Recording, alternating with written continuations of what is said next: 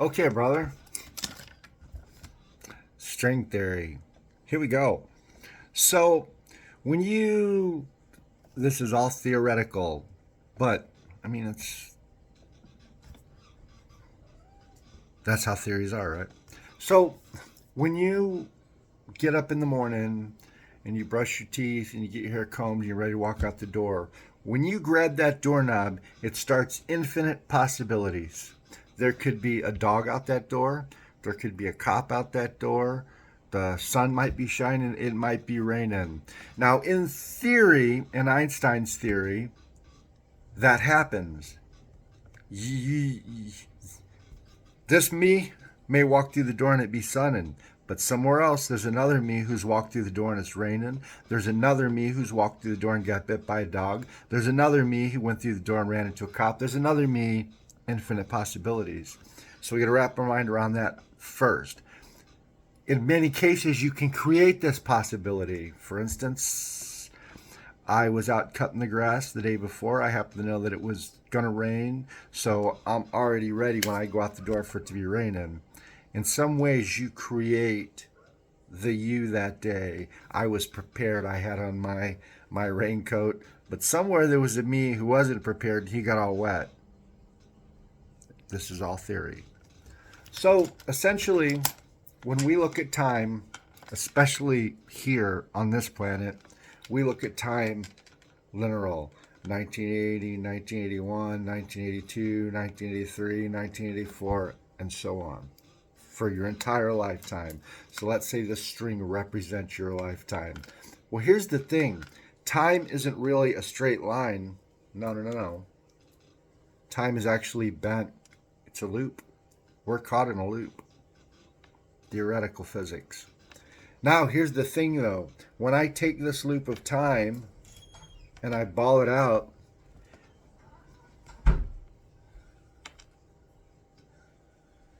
everywhere that string touches is an opportunity for me to reach the other me's or the other worlds or the other theoretical existences.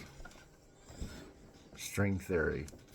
So, if you understood the Einstein-Rosenberg bridge, you would be under the mathematical assumption that you can, in fact, travel between these dimensions, between these times. You have to be able to turn that on and off, though, somehow. Now, many people think that when you go to sleep at night, you're not really sleeping. Your conscious, your soul, your innermost is actually traveling to some of these other dimensions, some of these other places. That's string theory. So what you have to do is you have to develop your meditation technique to the point where you have a little control over where you're going and what you're seeing when you get on the other side. I mean, and this takes years of practice, years and years of practice. Now, the Rose Cross, the Freemasons, the Christians, the Catholics, the Muslims, and anybody else, the Rosicrucians, did I say them? Anybody else who practices this stuff has their own way to get there. It's a system. Religion is a system. Spirituality is a system. They're all systems headed for kind of the same place, but it depends on your interpretation, your reaction, and your practice. How much time do you spend putting into this? The other thing is the study of esoteric stuff, like string theory, like quantum physics, like the breakdown of the Torah. Anything that's in these realms helps you to develop a mind that thinks about this. So if you think about this all day, all the time, you're working on it, you're thinking about it, you're trying to get there, your mind actually reprograms itself to believe. We don't need faith, we need belief. Faith gets the preacher $1. Belief gets you on your way. Practice every day, the same time every day. That's why I tried to do this before she got up. Practice at the same time every day in the same place and do kind of the same things. For instance, maybe you're going to light some candles, You're going to turn the music on. You're going to turn the lights down. This will all eventually, as soon as your mind realizes that we're lighting candles and we're playing the same solfeggio sequency and we're doing the same things, it'll already start prepping to shift into the other mindset. So what you're trying to do essentially is fool your mind into thinking that you've gone to sleep when you're awake. That's a tough thing to do because your mind's the smartest part of your body, right? So as you're trying to do this, your mind will be sending little things out. It'll try to make you itch. You know, you'll feel an itch all of a sudden.